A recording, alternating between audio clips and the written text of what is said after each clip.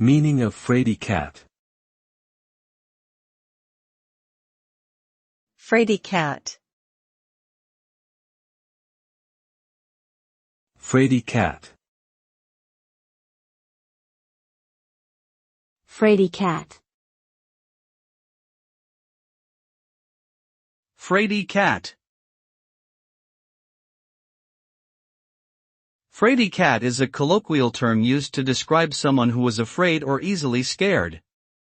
The term likely originated from the idea of a cat being easily frightened and running away when confronted with danger.